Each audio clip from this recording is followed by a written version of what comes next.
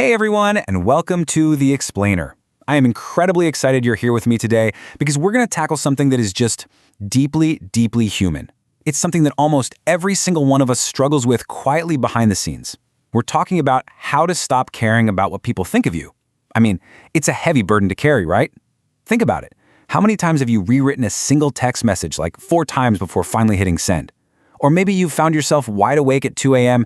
just replaying a completely mundane conversation from hours ago, wondering if that one joke you made landed kind of weirdly.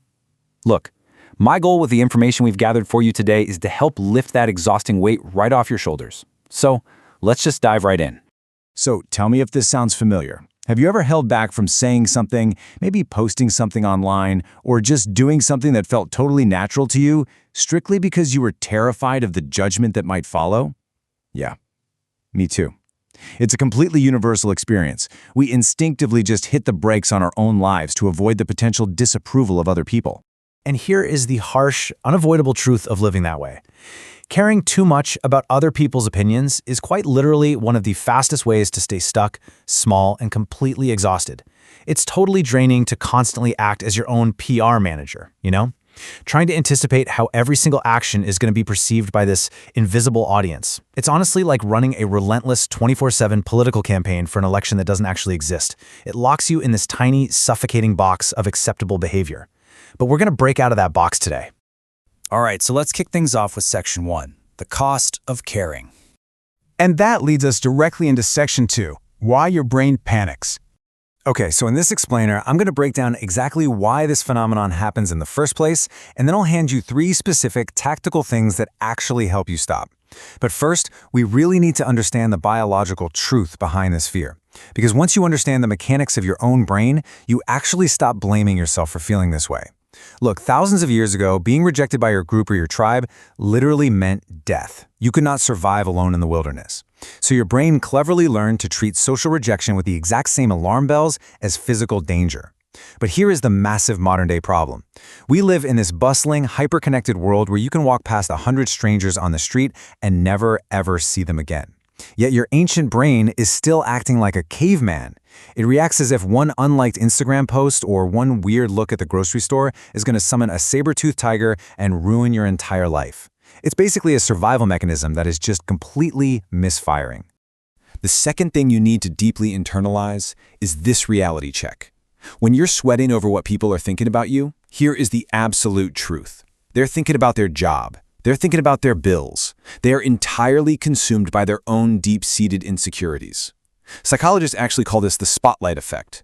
We all walk around believing there's this massive theatrical spotlight shining directly on us, illuminating all of our flaws for the whole world to see. But the reality? Everyone else is the star of their own movie too. That totally awkward thing you said 10 minutes ago that you are currently sweating over, I promise you, they probably forgot it 10 minutes later because they were way too busy worrying about what they were going to say next.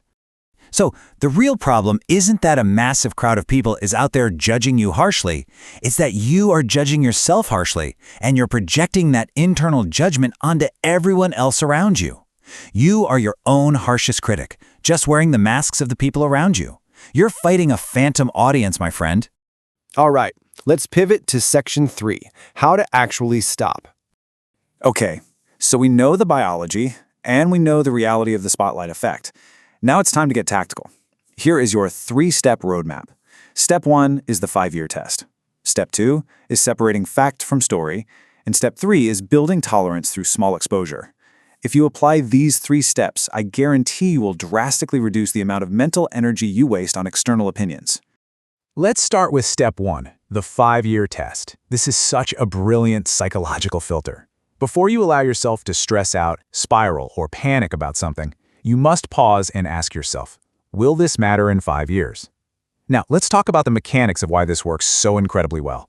When you feel judged, your brain enters a fight or flight response. Your amygdala is just firing on all cylinders. But by asking this specific, chronological question, you're forcing your brain out of the emotional amygdala and engaging the logical, rational prefrontal cortex. It immediately halts the expenditure of mental energy on trivial worries. If the answer is no, then you absolutely must stop spending your precious, limited mental energy on it. You got to save that energy for the big things that actually shape the trajectory of your life. Because honestly, most of the things we tie ourselves in knots over don't even matter in 5 days, let alone 5 years. You missed a reply to an email. You stumbled over your words during the first 2 minutes of a presentation. You posted something you thought was incredibly profound and it only got, 3 likes? In 1 week, it is completely gone from the universe's memory. The sting of embarrassment is fleeting. It simply does not pass the test. Which brings us to step 2. Your brain, out of a seriously misguided desire to protect you, absolutely loves to turn small, neutral facts into giant, dramatic narratives. Look at this. The empirical fact is simply, someone didn't reply to your message. That is literally the only truth in the scenario. But the story your brain furiously spins, oh, they hate me now. I must have said something wrong. I'm so annoying and needy. Do you see the massive difference there? You cannot control the fact that someone didn't reply, but you have complete 100% control over stopping the dramatic fictional story you attach to it. So when you catch yourself spiraling and making up a story about why someone looked at you a certain way or didn't text back, I want you to pause, take a deep breath, and slowly say this out loud. That's just a story. I don't know the truth. Saying it out loud is absolutely key here. It interrupts the mental loop. Because most of the time, the absolute truth is entirely neutral. They weren't ignoring you because they hate you. They were just busy wrangling a toddler or dealing with a super stressful email of their own. And that brings us to step 3. Build tolerance through small exposure. Listen, you do not get over the fear of judgment by just sitting in your room perfectly still trying to outthink your anxiety. No way.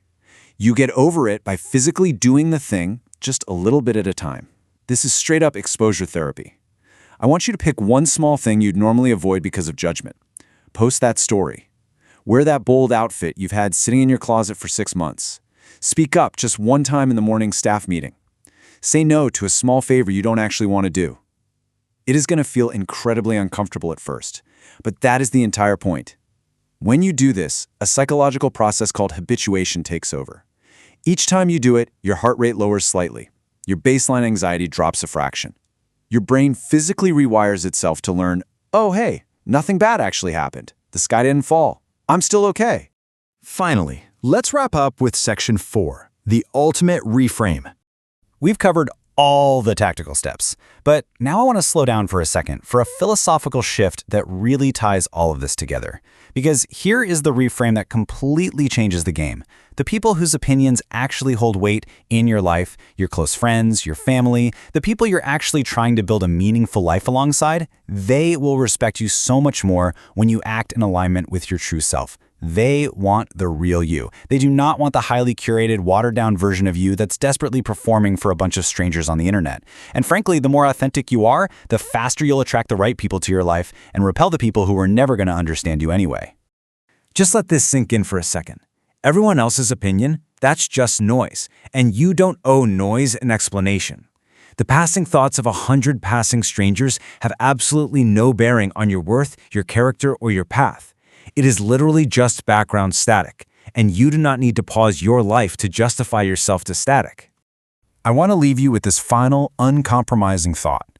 You only get one life, just one, and it is entirely too short to spend it exhaustively performing for an audience that, as we've learned today, isn't even really watching you in the first place. So, take a deep breath, drop the performance, and start living for the audience of one that actually matters, you. Thank you so much for joining me on this explainer. The only question left is, what is the very first thing you're going to do today now that you're no longer afraid of the noise?